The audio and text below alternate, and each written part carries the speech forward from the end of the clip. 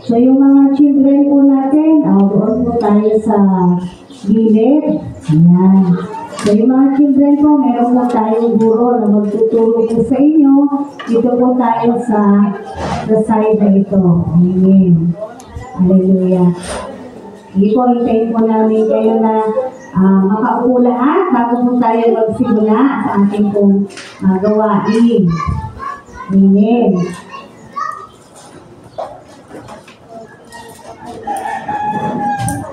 Okay, minsan pa isang magandang umaga po sa lahat. Good morning! Good morning! Batiin po natin yung mga katabi natin, nasa harapan, nasa likuran. Good morning! Amen! Hallelujah! Sa mapagpalang umaga po sa ating lahat. At sa darating na February 18 ay meron po mag-celebrate na kanyang birthday. Ito po nagsisipin ng electric fan. Si Nanay Emma! Amen! So sa 18 po ay birthday niya at panalangin po natin siya. At saka yung kanyang kapatid na si Ate Esther na sa ngayon po ay talagang inabate po si Ate Esther sa kanyang breast cancer. Kaya patuloy po natin siyang ipanalangin. Amen. At sa bawat isa, alam ko po lahat po tayo ay mayroong mga problema. Wala naman tao walang problema. Tama po ba? Lahat po may pinagdadaanan, pero ang ating pong pinaniniwalaan at pinananampalatayanan na tayo po ay kayang tulungan ng ating Diyos. Amen po ba? Naniniwala po ba tayo doon? Na tayo po ay kayang tulungan ng ating Diyos, kayang abutin ng Diyos ano man po yung ating mga nilulubog sa Kanya. Yung mga imposible sa ating kaisipan, sa Diyos po ay walang imposible. Amen. Kaya tayo po ay manalangin na, Lord, maraming salamat sa umaga na to. Patuloy ka po namin pinupuri, dinadakila, pinasasalamatan ka, O Diyos, sa umaga na to. Patuloy ikaw ang maitaas ng bawat isa. Nawa simula pa kanina, nabigyan ka namin ng kapurihan, nabigyan ka namin ng karangalan kung paano, Panginoon, ang araw na ito ay para sa iyo, O God. Patuloy, Panginoon, ikaw po ang siyang maitaas namin lahat sa aming mga buhay. The reason why we are here is to worship you, Lord God. The reason why we are here is to praise you, Lord God. The reason why we are here is to give you thanks in the mighty name of Jesus, Lord God. At ito po hindi para sa aming mga sarili. Kaya nawa, Panginoon, anumang mga daladalahin ng bawat isa, binibigay po namin ito sa iyo, Panginoon. Dahil sabi mo, cast all our anxiety to you, Lord God, because you care for us, Lord God. Kaya, Lord, lahat ng kabigatan, lahat ng alalahanin o anuman niya, Panginoon, ay pinagkakaloob namin sa iyo. At sa aming pagkakaloob na yan, nawa maging mapayapa po ang aming mga kaisipan at puso at kami ay magtiwala sa iyo na meron ka pong gagawin. Thank you, God, sa buhay ni Nanay Emma na magsa-celebrate ng kanyang birthday on the 18th of this month, Lord God. Continue to bless her, Panginoon. Marami pang birthdays, marami pang kalakasan, marami pa siyang matulungan dahil ito po yung kanyang ministry, Panginoon. Higit sa lahat, Panginoon, siya po ang patuloy na maging ilaw at asin ng kanyang pamilya at ng mga taong nasa paligid niya, God. Thank you, Lord, kung ano man po yung ninanais ng puso ni Nanay Emma, Lord, ikaw lang nakakaalam, pero naniniwala po kami, hindi maiksi ang iyong kamay upang hindi ipagkaloob ito. We pray also for Ate Esther. Let your will be done, Lord.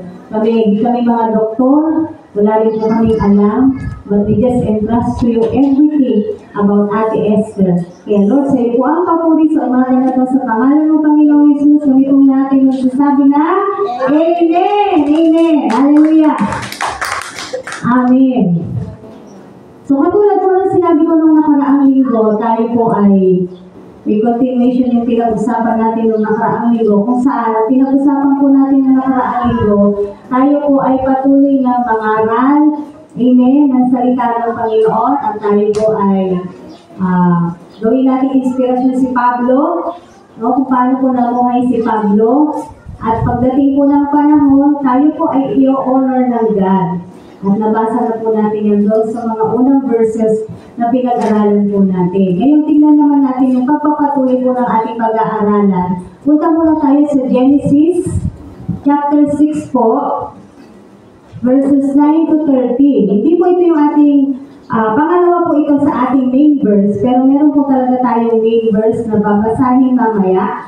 Pero sa ngayon, dito muna po tayo sa Genesis chapter 6, verses 9 to 13. Meron po kayong mga Biblia? Yung mga wala pong Biblia, pwede pong manghiram sa ating mga ushery. Ayan. Sige po, kung meron na po at nakabukas na po ang ating mga Biblia, makisabay po kayong magbasa kahit po sa pamamagitan ng inyong mga mata. So, Genesis chapter 6 verses 9 to 13. Napakabuting tao ni Noah, or Noe sa Tagalog. Siya na lamang ang natitirang matuwid ng panahong iyon. Palibhasa ay namumuhay na kasama ng Diyos. Siya ay may 3 anak na lalaki, sina Sem, Cam, at Japhet. Maliban kay Noe, ang lahat ng tao ay masasama at laganap ang kasamaan kahit saan. Ito ang kalagayang nakita ng Diyos sa lahat ng dako. Verse 13, sinabi ng Diyos kay Noe, lilipulin ko na ang tao sa daigdig. Umabot na sa sukdulan ang kanilang kasamaan. Punta naman po tayo sa Bagong Tipan, 2 Korinto, 2 Corinthians chapter 5, magkalayo po, ano po? 2 Corinthians chapter 5, verse 17. Opo, 2 Corinthians chapter 5, verse 17.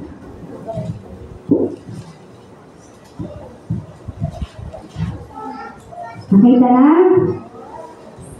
Kaya ang sino mang nakipag-isa kay Kristo ay isa ng bagong nilalang. Wala na ang dating pagkatao, siya'y bago na. Amen. At saglit po tayong manalangin. Panginoon, maraming salamat po sa mga salita mo na ito sa umaga, na ito patuloy na ikaw po yung magbigay ng kaliwanagan, kapahayagan, kung paano po namin maunawaan ang iyong salita. Banal na Espiritu, ito po yung aming best teacher, at nawa sa amin pong pag-aaral na to, Lord, talagang hindi lamang po ito marinig ng isang taina at ilalabas sa kabila, kung hindi ito po ay nais sa puso, at higit sa lahat, magnais ang bawat isa na ito po ay mais sa pamuhay namin at masunod ka namin.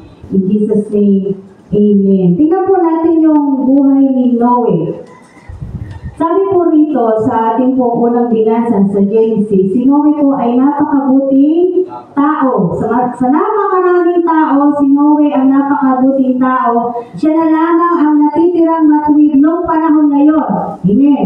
So, hindi na po natin hahabaan ng kwento na to kasi alam na ninyo yung kwento na to nung kay Noah at sa kanyang mga anak at sa kanyang asawa. Ito yung nagkaroon ng pagbaha at na-wash out talaga. Di po ba? Nawala lahat, namatay lahat, except kay Noah at saka doon sa mga hayop at saka sa kanyang pamilya. Amen. Kasi basahin niyo na lamang po sa inyong mga tahanan yung buong kwento, dito pong kwento ni Noah. Pero gusto ko pong ibahagi sa inyo ay si Noah mismo, kung paano po siya. Ano sabi? Napakabuting tao ni Noah. Siya na lang ang natitirang matuwid ng panahong iyon. Bakit siya matuwid? Palibhasa ay namumuhay na kasama nino? Kasama ng Diyos. So, ang pamagat po ng pag-aaralan natin ngayon, stand out, stand tall, Christians. Amen? Stand out, stand tall, Christians. Ano po ibig sabihin nito? Sa dinami-dami ng tao noong panahon na yon, nag-stand out si Noah. Halimbawa po, kayo dyan, medyo marami-rami kayo. Merong isa dyan na kitang-kita ng Diyos. Bakit? Kasi mabuting tao siya. Bakit? Kasi alam ng Diyos na siya ay namumuhay o nabubuhay ng kasama ng Diyos. May nag-i-stand out po sa paningin ng Diyos.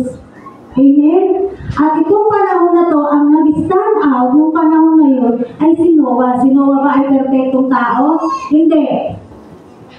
Amen po. Si Noah po ay meron bang magic? Wala. Siya po ay pangkaraniwang tao lamang na katulad natin lahat. Wala pong espesyal kay Noah. Tandaan po natin yan. Walang espesyal sa kanya. Pero bakit siya nag-stand out sa paningin ng Diyos na sa dinami-dami ng tao, siya yung pinili ng Diyos na maligtas. Amen? Siya yung pinili ng Diyos para gumawa ng arko barko. Siya yung pinanguna ng Diyos para sabihan yung mga tao at bigyan ng babala yung mga tao dahil sa kanilang mga kasamaan, dahil sa kanilang mga kasalanan.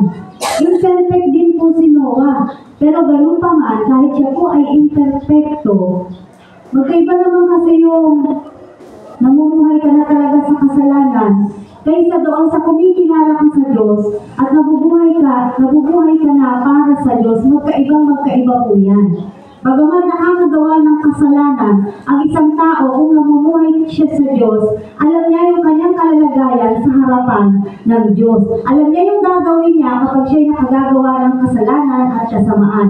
Amen po ba, mga kapatid? Kaya si Noah po, during that time, siya po ay nag-stand out. Siya po yung kumbaga, kitang-kita siya ng Panginoon. Sa palagay niyo ba, ngayon hindi tayo kitang-kita ng Diyos? Ngayon po, kahit ngayon, ang Diyos makakapili siya na nag-i-stand out dito. Ang Diyos makakapili siya na nagliliwanag dito. Alam ng Diyos kung sino dito yung namumuhay, nakasama siya. Amen. Dahil wala po tayo maitatago sa Diyos. No? Ano po gusto natin pag-aralan dito? Maging inspirasyon po natin si Noah. Nasa dinami-dami ng mga tao, bakit siya? Hindi naman din siya perfecto na tao, pero bakit siya yung pinili ng Diyos? Dahil sinabi po dito sa ating verse, siya na lang yung matuwid at siya yung namumuhay na kasama ng Diyos. Anong ibig sabihin nito? Marunong siyang sumunod sa Diyos. Marunong siyang matakot sa Diyos. Amen. Bukod sa siya po ay sumusunod sa Diyos, siya po ay namumuhay ayon sa gusto ng Diyos, siya po ay merong takot sa Diyos. Tanungin mo yung sarili mo, may takot ba ako sa Diyos? Yan. Kailangan liliniin natin yung sarili natin. Talaga bang ikaw ay natatakot sa Diyos? Talaga bang tayo ay mayroong banal na pagkatakot sa Diyos? Tayo po ba ay namumuhay na kasama ng Diyos araw-araw? Yung buhay niya ay para sa Diyos. Yan nag-stand out po si Noah. Naiintindihan niya yung layunin niya. Yung existence niya sa mundo na to. Kayo po ba nauunawaan niyo na why you are here on earth? Ngayon po, alam niyo na po ba yung layunin niyo? Alam niyo na po ba yung dahilan why you are existing here on earth now? Bakit kayo nag-i-exist? Naniliwanagan na po ba kayo ngayon sa inyong mga buhay? O wala lang, ikaw yung taong gigising, gagawin yung pang-araw-araw na ginagawa. Kung ikaw nga na estudyante, papasok, uuwi, matutulog, magpapahinga, maglalaro, ganun ulit kinabukasan. Walang pinatutunguhan, walang tinatakbuhan ng buhay, walang iniisip na patungkol sa Diyos. Amen. So kung tayo po ay mananampalataya na, nauunawaan na natin ang ating buhay at alam na natin yung layunin ng buhay natin. Kumbaga, meron ka ng goal, meron ka ng tinatarget, meron ka ng nilalayan sa buhay mo. Itong takbuhin natin na to sa mundo na to, meron niyang finish line. Amen. Meron niyang finish line. Kung aabot ka doon sa finish line, yun po yung layunin natin na sa kabila ng marami natin pinagdadaanan, kailangan umabot tayo sa finish line. Bakit? Ang sabi ng Biblia, ang manatiling tapat hanggang wakas ang siyang maliligtas. Nakita po natin, kaya kahit na mahirap po yung sitwasyon natin, mahirap yung pinagdadaanan po natin. Yung panahon ni Noah, akala niyo ba hindi mahirap yung pinagdaanan niya? Mahirap po. Bakit? Siya inutusan ng Diyos na gumawa ng arko, pinagtatawanan siya ng mga tao, inuuyan siya ng mga tao. Sabi, ba't ka gumagawa ng arko? Wala mang ulan. Ang init-init. Ganyan po yung sinasabi sa kanya. No? Pero binibigyan na sila ng babala ni Noah. Naniwala ba sila kay Noah? Kasi kung meron naniwala at nagtiwala sa salita ng Diyos noong panahon na yon, meron sana nakasama sila Noah doon sa arko. Pero wala silang ibang nakasama kung hindi yung pamilya niya at saka yung mga hayop na sinabi ng Diyos na kanyang isasama. Hindi naman po naging selfish ang Diyos. Amen? Hindi po naging madamot ang Diyos. Noong mga panahon na yun, ay kaya nga sinabi si Noah po yung first preacher. Siya po yung unang nagbahagi ng salita ng Diyos sa mga tao dahil talamak na ang kasamaan ng mga tao noon. Pero walang nakinig kay Noah. Yun yung katunayan na wala silang nakasama sa arko. Meron kayong idea kung ilang taon po ginawa yung arko? May idea kayo? Ilang taon ginawa ni Noah yung arko? 100 taon. Ganun po siya katagal.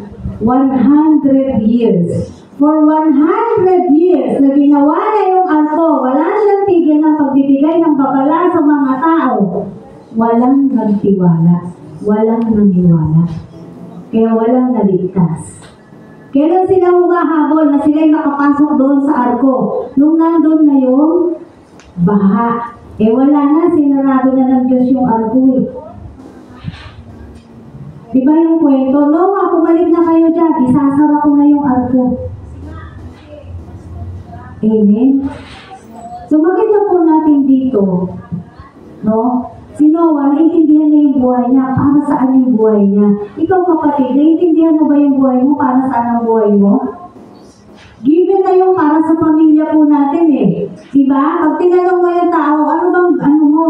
Pangarap mo, layunin mo sa buhay. Siyempre, mabigyan ko ng magandang buhay, yung aking mga anak, yung aking pamilya. Wala pong mali dyan. Mga kapatid, huwag niyo pong i-misinterpret yung aking mga sinasabi. Walang mali. Tama yan. Tayo po ay nangangalaga sa ating mga pamilya. Pero pagdating sa ganong bagay, ngayon na ikaw ay nakakarinig na ng salita ng Diyos o matagal ka na nakakarinig ng salita ng Diyos, dapat alam mo na yung tunay na layunin mo sa buhay. Ang buhay natin na to ay sa Diyos. Amen? Sinong lumikha sa atin? Ang Diyos. Sinong manilikha? Ang Diyos. Hindi ba tayo matatakot sa Diyos? Imagine niyo, siya yung lumikha sa atin. Anything na gusto niyang gawin sa atin, pwede. Tama, mali? Ha? Tama. Titingin ka niya dyan kung gusto niya, mangyayari. Amen? Lalo na kung ikaw ay isang makasalanan. No? Kasi siya yung lumikha sa iyo eh. Siya yung lumikha sa akin. Siya yung lumikha sa ating lahat. Ano man ang gustong gawin ng Diyos, pwede niyang gawin at magagawa niya. Bakit? Nilikha niya lang tayo. Siya yung manlilikha. Sa bagay na yun, dapat doon pa lang natatakot na ang tao sa Diyos. Pero natatakot ba ang mga tao sa Diyos ngayon? Hindi. At ang nakakalungkot, kahit Kristiyano na nakakarinig na ng salita ng Diyos, hindi pa rin natatakot sa Diyos. Bakit? Katunayan na nagpapatuloy sa paggawa ng kasalanan at kasamaan. Paano mo nalalaman? Hindi nakikita sa buhay. Amen? Kaya mauuri natin yung ating mga sarili kung tayo po ay talagang namumuhay na kasama natin ang Diyos. Kaya nga kasama dito sa verse natin yung 2 Corinthians 5:17. Sabi mo, mananampalataya ka na? Sabi mo, anak ka na ng Diyos? Ano sinabi pag ikaw ay naniniwala at nakipag-isa na kay Kristo? Kaya ang sino mang nakipag-isa kay Kristo ay isa ng bago nilalang. Wala na ang dating pagkatao, siya'y bago na. Kung ano man ang lupa mong pagkatao noon na hindi maganda, ano sabi? Wala na yun. Dapat. Amen po ba?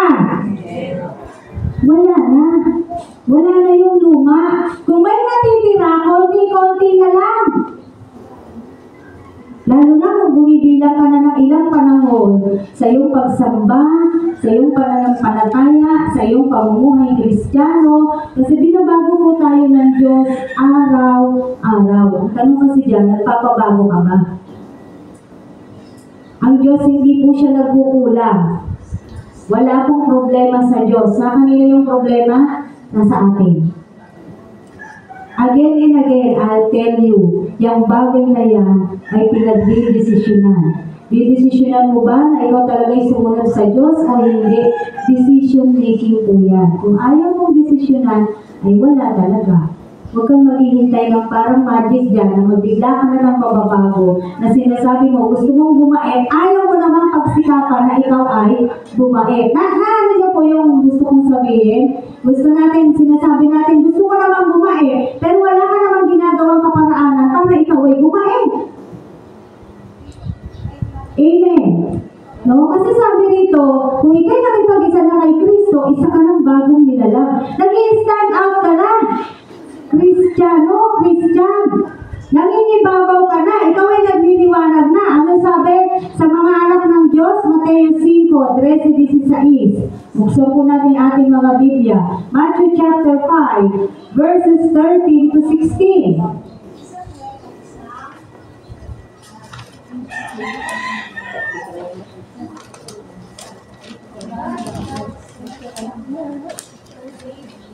Kaya kung nariyan na po kayo, kayo'y asin sa sanlibutan. Kung mawala ng alat ang asin, paano pa mapananauli ang alat na ito? Wala na itong kabuluhan. Kaya ano ginagawa pag wala ng gamit? Kaya itinatapon na lamang ang niyayapakan ng mga tao. Verse 14, kayo'y ilaw sa sanlibutan. Hindi maitatago ang isang lungsod na nakatayo sa ibabaw ng burol. Walang nagsisindi ng ilaw at naglalagay nito sa ilalim ng takalan. Sa halip ay nilalagay ito sa talagang patungan upang matanglawan ang lahat ng nasa bahay.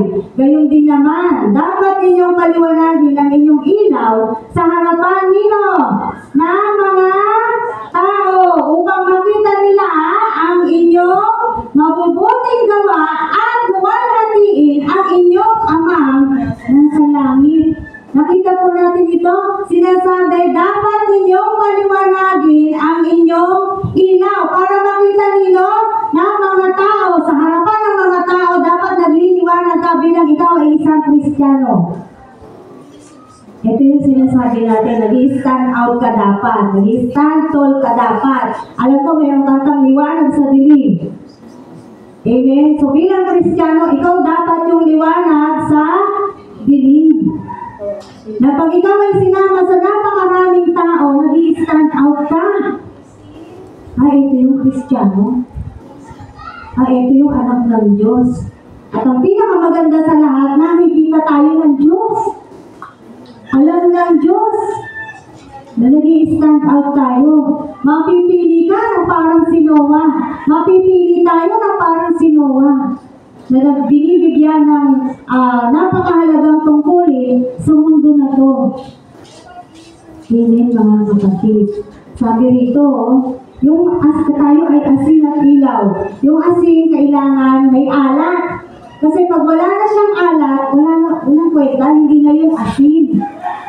Kasi diba, ano po ba ang purpose ng asin? Pampalasa. Yung wala naman yung lasa, ano daw dapat gawin? Tapon na lang yan, wala namang gamit. If it is useless, tinatapon sa basurahan. Amen. Sa mga marami pa pong halimbawa, ganito, para naliwanagan tayo, paano yung nag-i-stand out bilang isang Kristiyano? Umiinom silang lahat ng nakakalasing na inumin, ikaw hindi. Amen. Gumagawa silang lahat ng hindi magandang bisyo, ikaw hindi. Nagmamarites silang lahat, nandun ka rin, pero ikaw, nag-ipon ka ng imamarites. Joke lang. Ikaw hindi. Yun yung nag-i-stand out. Because we are not in this world, and we are not from this world, and we are not for this world. Amen po ba, mga kapatid? Yun yung sinabi natin na dapat, sabihin sinabing liwanag ka. Pag nakasama ka rin, liwanag ka. Hindi yung pag nakasama ka, yung kasama mo, sumama na rin. Nasa Biblia din yun, di ba? Pag ang kasama mo ay corrupt, magiging corrupted ka na rin. Nasa Korinto po yun. May makakaalala sa iyo. Kapag ka ang kaibigan mo ay corrupt, ikaw corrupted ka na rin. Pero kung ikaw ay talagang tunay na Kristiyano na nagliliwanag sa gitna ng kadiliman, kahit ano pa yung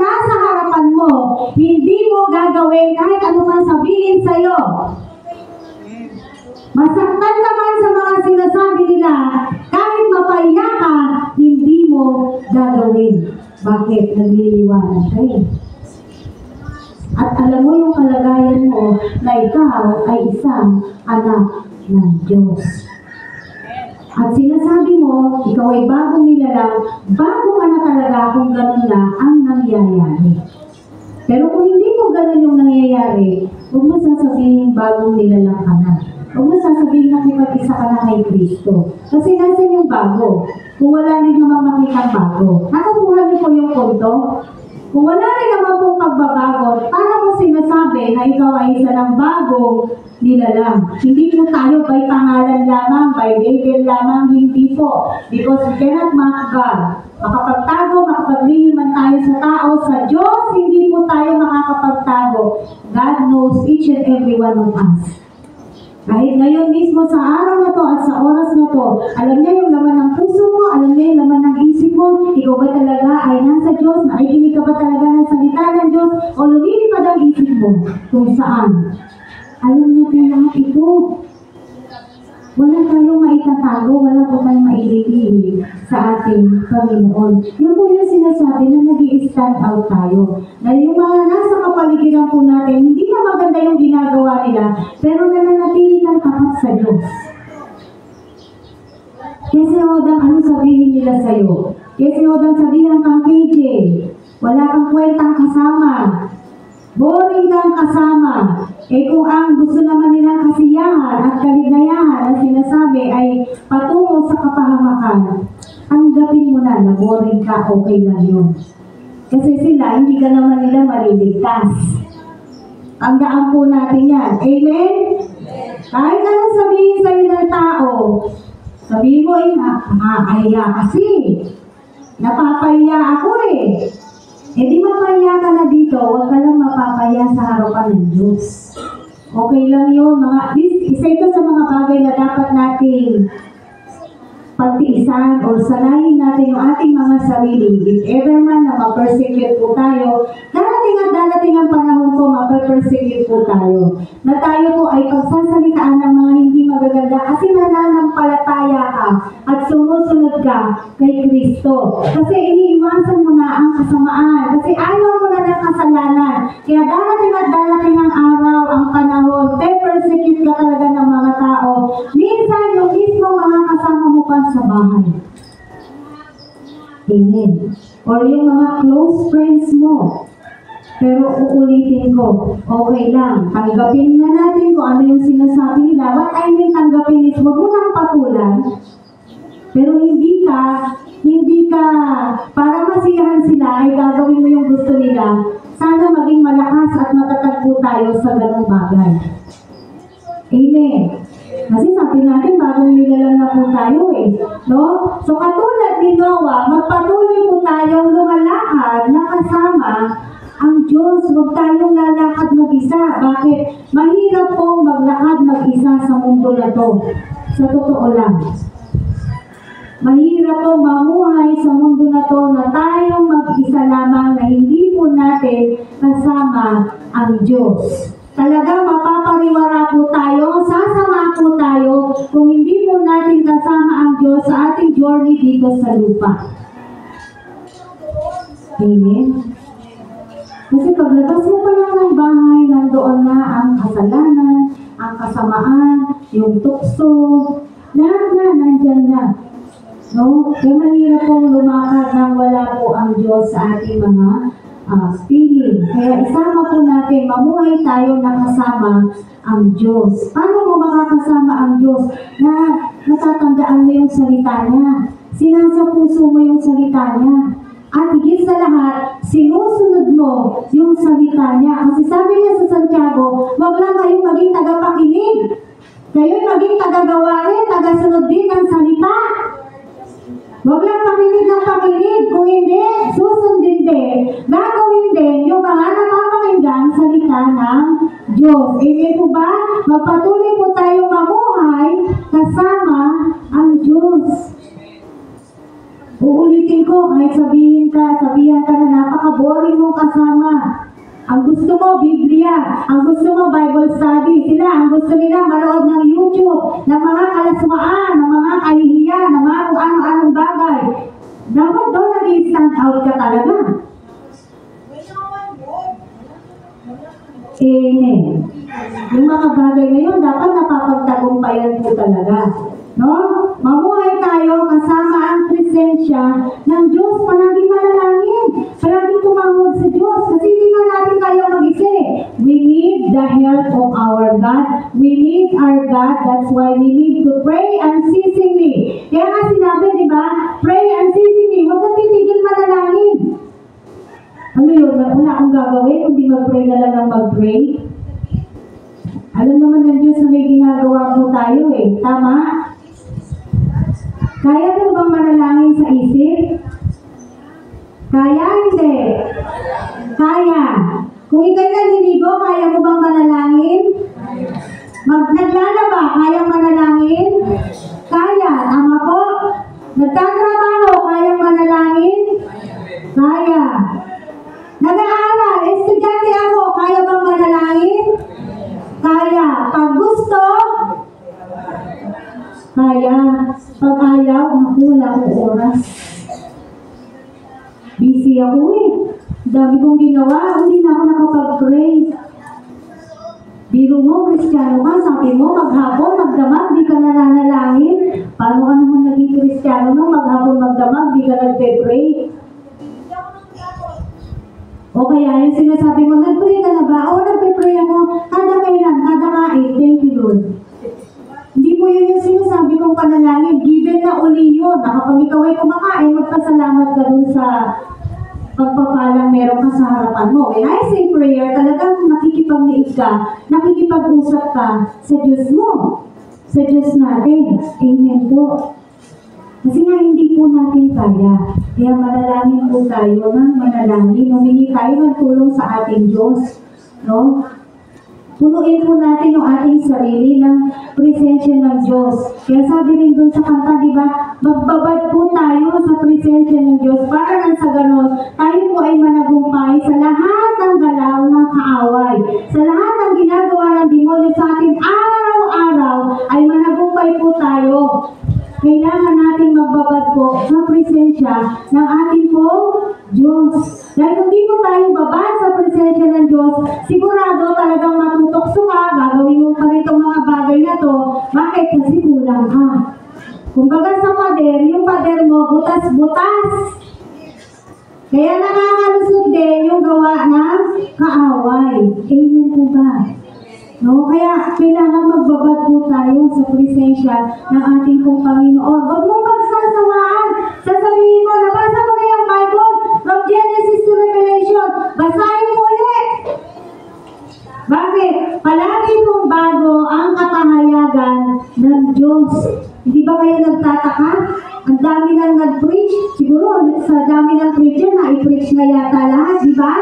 Pero tingnan niyo po, pansinin niyo, iba-iba yung kapahayagan, iba-iba yung revelation. Ganun kagaling ng Diyos.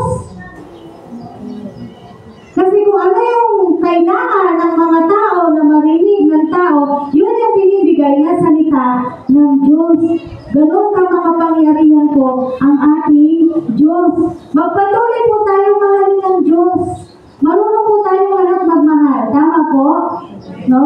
O yung mga may asawa. Yan. Marunong tayong lahat magmahal. Yung mga may sinisinta. Na binata at dalaga. O marunong magmahal. Kahit sa kapamilya, marunong tayong magmahal. How much more po sa Diyos? Kung kaya nating magmahal sa tao, dapat mas lalo po sa Diyos. Mahalin po natin ang ating Diyos. Paano po natin mapapakita ang pagmamahal natin sa ating Diyos? Sabi niya sa John, if you love me, you will obey my commandments. John 15 yun, tama? Balikan nga po natin. John 14. John chapter 14, verse 15 pala siya, hindi siya chapter 15. John chapter 14, verse 15. Paano mo masasabing mahal mo ang Diyos? Ito masabi ng Panginoon. Kung iniibig ninyo ako, tutuparin ninyo ang aking mga utos. Amen? If you love me, you will obey my commandments. Mahal mo ako, sinasabi mo, mahal mo ako. Disundin mo itong sinasabi ko sa'yo. Parang ganyan. Kaya tayo, masasabi natin sa ating sarili, mahal ko nga ba ang Diyos? Kasi kung sinusunod natin ang pinag-uutos ng Diyos, and then we love our God. What is the greatest commandment? Love the Lord thy God with all our heart, with all our soul, with all our mind, and with all our strength. Greatest commandment po yan. At pangalawa, love thy neighbor as you love yourself. Amen. Mahalin natin ang Diyos, mahalin po natin ang ating kapwa. Dahil ang Diyos, mahal na mahal niya ang mga tao. Kaya tayo, nagpapahayag po ng salita ng Diyos, nag-e-evangelize po tayo, nagbabahagi po tayo ng salita ng Panginoon. Nais natin ipaalam sa mga tao na sila po ay mahal ng Diyos. No? Sabihin mo nga sa katabi mo, mahal ka ng Diyos. Baka akala mo hindi. Pero mahal ka ng Diyos. Totoo po yan. Mahal po tayo ng Diyos. Hindi ka ba niya mahal? Ibibigay niya ba yung buhay niya? Tama po? Hindi ba tayo mahal ng ating Panginoong Jesus? Iaalay niya ba ang kanyang buhay para sa atin? That's an amazing love. No? Kahangahangang pag-ibig po mayroon ng Panginoon sa mga tao sa atin. Kaya binabahagi po natin ng salita ng Diyos. Ngayon, nasa tao na lang kung tatanggapin po nila. Siyempre gusto natin, pinag-pray natin, tanggapin nila. Tama po, maniwala po sila, magtiwala sila sa Panginoon. Again and again, decision pa rin po ng tao yun kung sila po ay maniniwala o hindi. Pero tayo po, patuloy tayo na sumunod sa ating Diyos at paano tayo makakasunod sa ating Diyos sa pamamagitan po ng pagmamahal. No? Patuloy nating mahalin ang ating Diyos, paano? Sundin po natin siya. At hindi na po limit sa ating lahat kung ano po yung mga ninanais ng Diyos sa ating mga tao. Amen? So kahit po mahirap, alam ko po hindi naman po madali yung buhay ng isang Kristiyano. Tama? Kaya yung bunga ng banal na spirito, maging gabay din po natin at nawa ipanalangin natin na yan po ay sumaatin yung mga bunga ng banal na spirito na talagang malaki yung maitutulong sa atin para po tayo ay makapanagumpay araw-araw sa mundo na to na ating pong ginagalawan. Ano po yung mga bunga ng banal na spirito? Galatians 5, Galatians chapter 5, verse 22. Sabi po rito, Galatians 5, 22 hanggang 23. Tingnan po natin. Subalit, ang bunga ng Espiritu ay pag-ibig, kagalakan, kapayapaan, katyagaan, kabaitan, kabutihan, katapatan, kahinahunan, at pagpipigil sa sarili. Walang utos laban sa ganitong mga bagay. Amen? So, asamin po natin, let's desire the fruit of the Holy Spirit na iyon po ay magkaroon po tayo. No? Kahit hindi pa lahat, at least pakonti-konti magkaroon po tayo ng mga bunga na yan until masanay na po tayo sa ating pamumuhay bilang Kristiyano, hindi mo na mamalayan ay nasa iyo na pala lahat ang bunga ng banal na Espiritu. And then God sees you, God sees us, na ikaw ay nagliliwanag sa mundo na to. Kailangan po ng mundo na to ng mga tunay na mananampalataya na merong kaliwanagan para sila ay maliwanagan din. Amen. Kailangan makita po sa atin yung liwanag na nagmumula po sa ating Diyos. Yung liwanag na yun, hindi po tayo, kundi yung liwanag natin nagmumula po sa ating Diyos. No? Yun nga yung nag-i-stand out ang Kristiyano, nag-i-stand tall ang Kristiyano na sa dinami-dami ng mga tao, ikaw yung makikita. Kitang-kita ka ng Diyos. Uy, anak ko yun! Hindi ba masarap po yun? Makikilala ka agad ng Diyos. Ayun yung anak ko. Oh, amen. Sabi po ni John Bevere, kung kilala niyo po si John Bevere, isa po siyang kilalang sikat na Christian author. Sabi niya, purify your hearts, for your loyalty is divided between God and the world. Minsan tama. Amen? Minsan tama. Ulitin ko, sabi ni John Bevere, purify your hearts, for your loyalty is divided between God and the world. No? Nahahati naman talaga ang tao kay Kristiyano na eh. O, alam niya Kristiyano siya, pero minsan, napapasama sa mundo. Kaya sabi niya, purify your hearts. Paano mag-purify ang puso po natin? Siya pa rin nagsabi, by embracing the fear of the Lord, which drives us to pursue authentic holiness.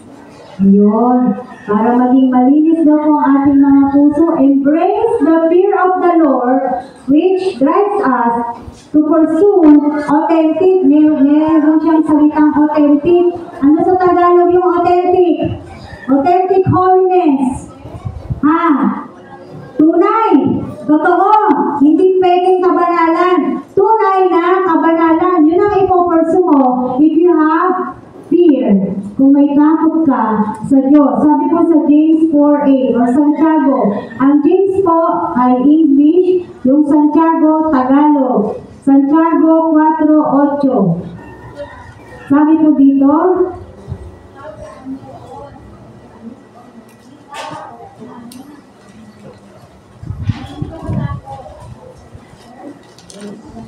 James chapter 4 verse 8. Nakita na? Lumapit kayo sa Diyos at lalapit siya sa inyo. Linisin ninyo ang inyong mga kamay, kayong mga makasalanan.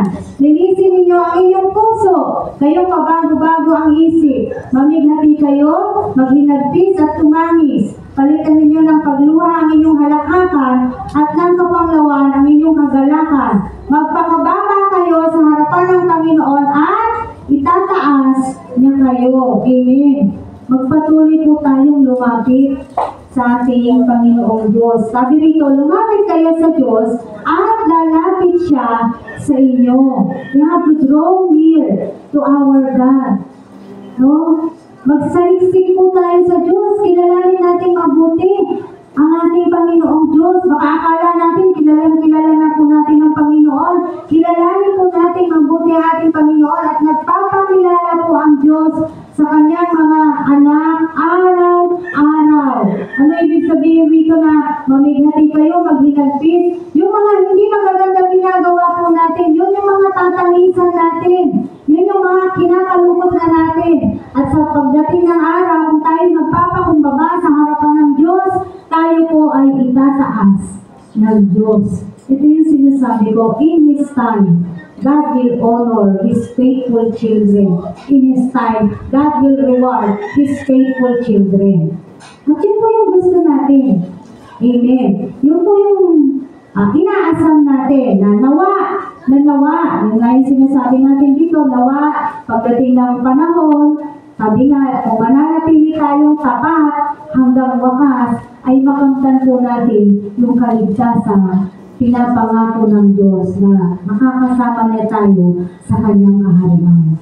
Amen. Last verse po natin, Philippians chapter 2. Buksan po natin sa Pilipos 2 para sa pagpapatuloy ng pagiging kaliwanagan po natin sa mundo na to. Pilipos 2, 14-15. Philippians chapter 2, verses 14 to 15. Sabi po rito ng salita ng Diyos, gawin ninyo ang lahat ng bagay ng walang tutol at pagtatalo upang kayo'y maging ulirang mga anak ng Diyos, malinis at walang kapintasan sa gitna ng mga taong liko at masasama. Sa gayon, magsisilbi kayong ilaw sa kanila, tulad ng talang nagniningning sa kalangitan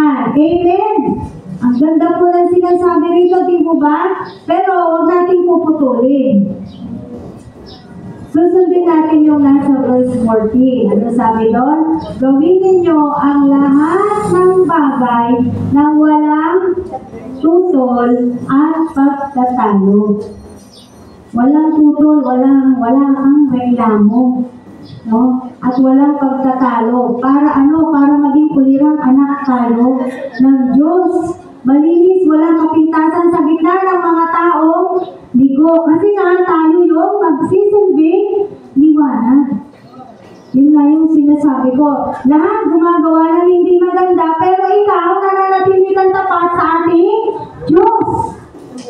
Lahat nagiging masama, pero ikaw nananatili kang mabuti at mabait. Amen? Lahat wala ng pasensya, pero ikaw napaka-pasensyoso at pasensyoso mo. Lahat wala ng pagpipigil sarili, ikaw kaya mong pigilin ang iyong sarili. Makita niyo po, sabi gawin ito na walang pagtututol. No? Bakit kailangan ako na lang ba laging dapat maging mabait? Minsan, baka tumututol tayo ng gano'n, di ba? Bakit kailangan ako na lang ba laging dapat umintindi? Ako na lang ba laging magpaparaya? Ako na lang ba laging uunawa sa Kanya? May mga linyahan po kayong ganyan. Ako na lang ba lagi uunawa? Ako na lang ba lagi iintindi? Ako na lang ba lagi magbibigay? Yan. Kung ano ba po yung binibigay nyo, kung lagi kayo nakakapagbigay, praise God for your life because you are blessed. Kasi nakakabigay ka eh. Ano? Sabi po sa gawa, it is more blessed to give than to receive. Kahit ako, mas gusto ko, nagpapala ako, nagkakaloob ako. Wala namang masama sa tatanggap ka, pero mas masarap sa pakiramdam yung ikaw ay nakakapagbigay. Amen? So, hindi naman kailangan malaki. Kung ano yung kinakaya mo eh. Sa bagay na yun, nag-i-stand out ka. Lalo na kung wala talaga sa puso mo yung binigay mo. Hindi yung nagbigay ka nga. Tinulungan kita diba nung isang araw? Kailangan tulungan mo ako ngayon. Kumbaga, when we help, do not expect na yun ay maibabalik. Yung naghahanap ka ng kapalit, diba ganyan? Wag daw tayong ganyan kasi sabi rin yun sa Biblia. Nabasa ko rin po yun. Hindi ko lang maano sa inyo kung saan. Na kapag ikaw ay nagbigay, nagkaloob ka, o nagpahiram ka, huwag mo nang asahan na yun ay may babalik sa'yo. Lalo na kung yung pinahiram mo ay alam mo wala siyang kakayanan magbalik. Iba naman po yung yung mga utang-utang, iba naman po yun, Pero yung sinasabi natin po dito ay yung pagkakawang gawa. Kasi pagiging mabait po yan eh. Pagiging mabuti. Nakasama doon sa bunga ng banal na Espiritu. Amen. Yung mga kabataan ngayon, silang lahat nagmumura kapag nagsasalita, kapag natutuwa. Alam nyo, pagka nasa labas ako, tapos magsasabay-sabay yung mga estudyante, babae, lalaki, ang bibig po nila talaga. Pag natutuwa sila, ganyan po sila matuwa.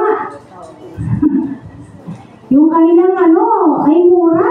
Yung expression of happiness po nila. So sa kabila nun, kung kasama ka doon, kung kaklase ka, sila nagaganon, ikaw hindi. Nakuha niyo po? Doon ka mag-i-stand out. Doon ka magiging liwanag. Doon ka makikitaan ng kaibahan. Na kahit sila ginagawa yun, ikaw hindi ka sumasama. Hindi mo ginagawa, hindi mo sinasabi. Parang na nila yun eh, yung sabi nga, bukang bibig na nila, expression of na lang nila. Parang baliwala na lang, pag binigkas nila, parang baliwala na lang sa kanila, yung mga ganong salita.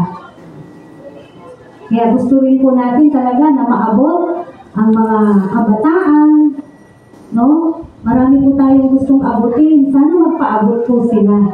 Ninanais po natin na somehow ay maturuan po natin, maabot nga natin sila, itong mga kabataan po natin. Kasi kung magpapatuloy po na ganyan po yung generation na po-produce ng bansang Pilipinas, it will also affect us. Kung ganyan po yung mga generation na maglalabasan na dito po sa ating bansa. Amen po ba? Nai-imagine nyo ba kung ganyan na lahat ng karamihan, hindi man lahat. Kung ganyan, kung mas marami yung ganyan generation kaysa yung generation na mabuti. Yung anak ng Diyos. Kaya yung mga anak ng Diyos ang nanghahawa sa iba. Hindi kayo ang mahahawa sa iba. Amen po ba? Dapat tayo yung nakakahawa sa kanila ng ano? Ng kabutihan, ng kabaitan. Hindi tayo yung madadala nila o mahahawa nila doon sa kanilang mga nasa mundong ginagawi. Uulitin ko, hindi po tayo sa mundo na to. Nasa mundo tayo pero hindi tayo para sa mundo. Binasa na po natin yan sa 1 John chapter 5. No? Hindi na po tayo namumuhay. Ayon sa pamumuhay, meron ang sanlibutan na to. Yung sistema meron ang mundo na to ay hindi po natin sana hindi natin nasusunod. At tulad nga ng sinabi natin dito at pinasa natin dito, sa gayon, magsisilbi kayong ilaw sa kanila tulad ng palang nagniningning sa kalangitan. Aba, ikaw pala ay isang bituin. Sabihin mo nga sa katabi mo, bituin ka pala. Sige po, sabihin nyo, bituin ka pala. Kailangan magningning ka. Sabihin nyo, kailangan magningning ka. Kasi bituin ka. Parang talang nagniningning sa kalangitan ang iyong kaliwanagan. Amen. And through that, makikita ka ng Diyos. Kita tayo ng Diyos. Nag-i-stand out tayo. Nag-i-stand to ng mga Kristiyano. Sa dinami-dami ng mga tao sa mundo, ikaw ang nakikita ng Diyos. Amen. Bakit? Ano sabi? Ulitin natin yung main verse natin. 2 Corinthians chapter 5 verse 17. Ang nakipag-isa na kay Kristo ay isa na bagong nilalang. Wala na yung dati niyang pagkatao. Siya'y bago na. Bago ka na, kapatid. Bagong-bago. Bagong ligo ka na. No. Nilinis na po tayo ng ating Diyos.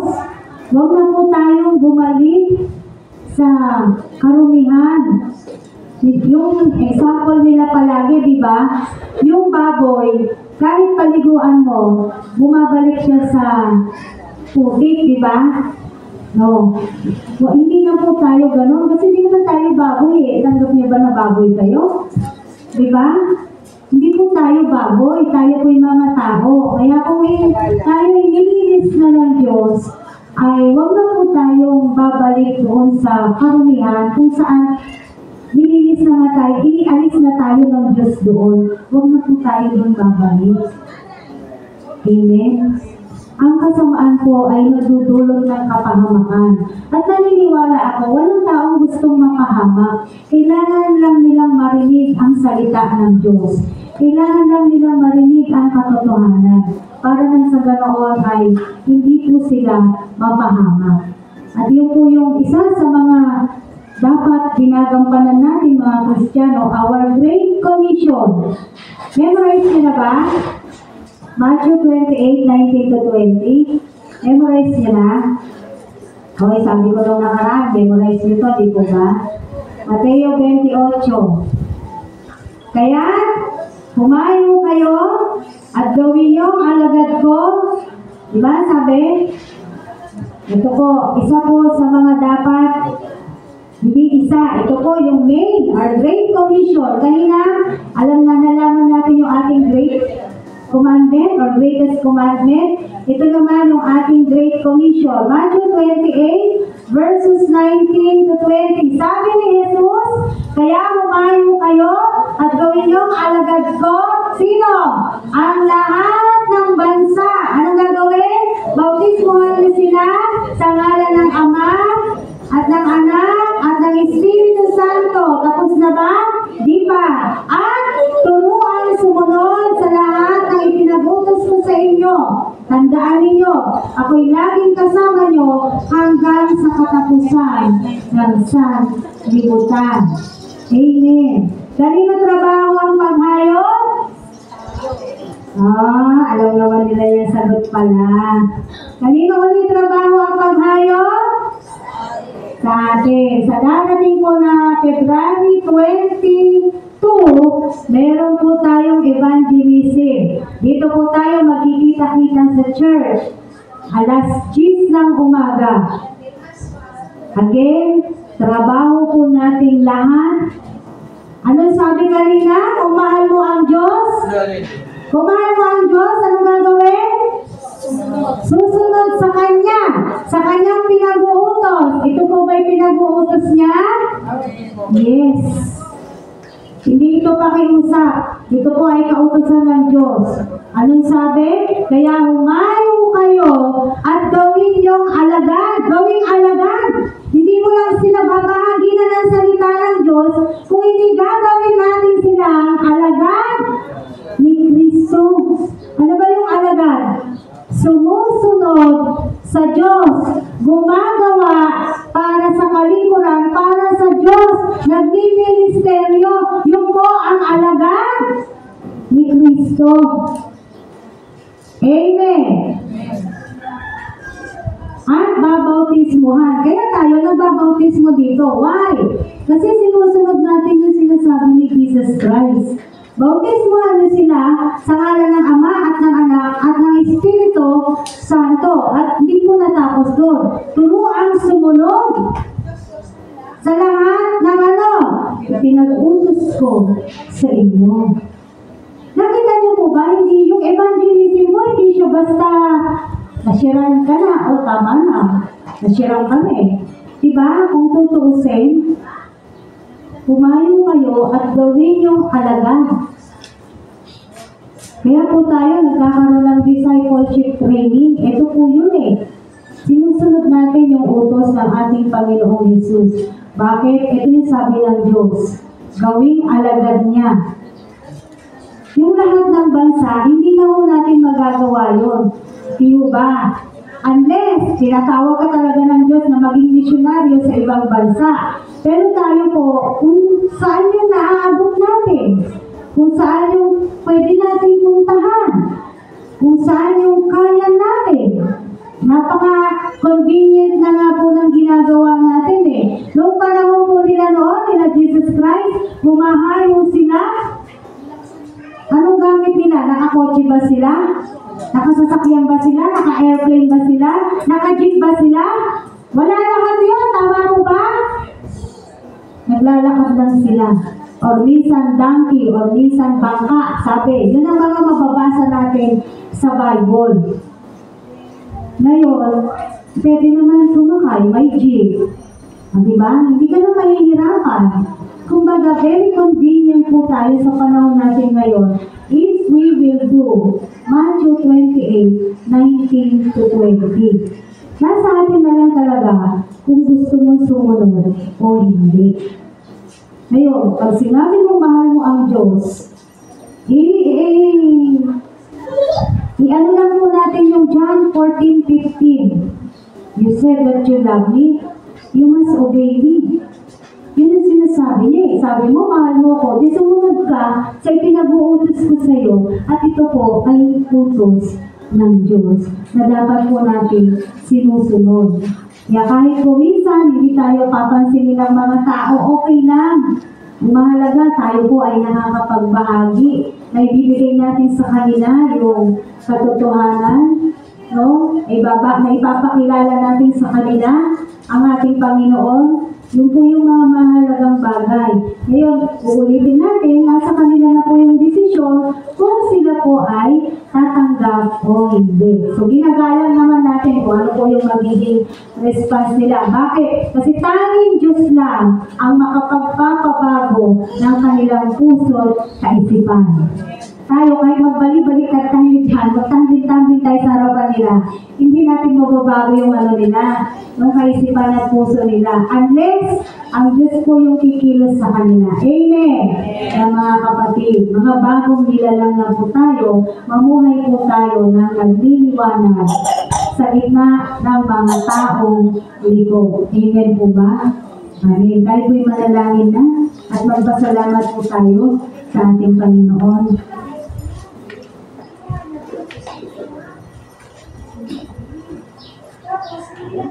Hallelujah. Purihin ka, o aming Panginoon.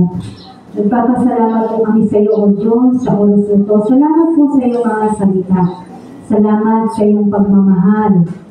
Patuloy ka nga po magpakilala sa bawat isa, Panginoon.